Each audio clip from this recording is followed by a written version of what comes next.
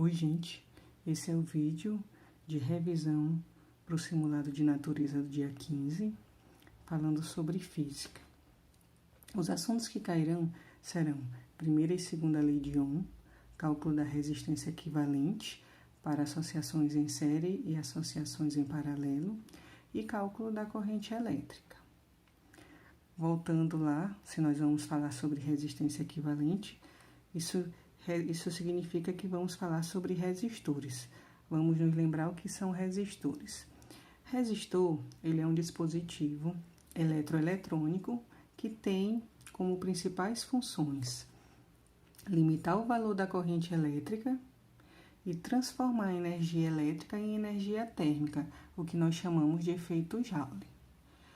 Lembrando que quando nós falamos de circuitos elétricos, nós usamos a representação do resistor, que é dada da seguinte maneira. Essa aqui é a primeira e essa daqui é a segunda, essa forma retangular.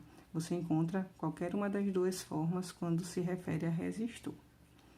Lembrando que o resistor ele é construído usando uma característica dos materiais que é a resistência elétrica. E o que é resistência elétrica? É a oposição à passagem de corrente, a oposição que aquele material faz à passagem de corrente. Não podemos nos esquecer que a resistência elétrica ela tem uma unidade, pois ela é uma grandeza que pode ser medida.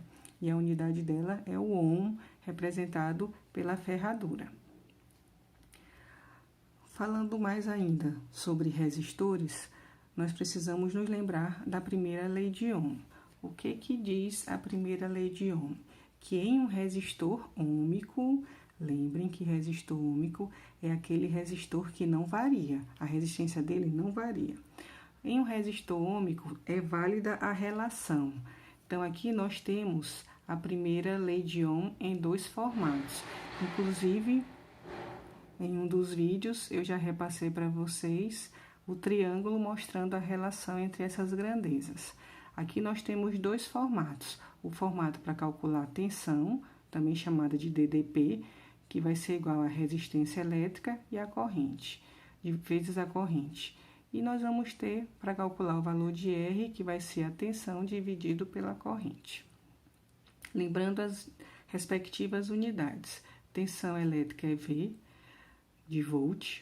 Resistência elétrica é a ferradura de Ohm, que é a letra grega ômega, e a corrente elétrica A de ampere. Vamos continuar no nosso próximo vídeo fazendo alguns exercícios aplicando a primeira lei de Ohm.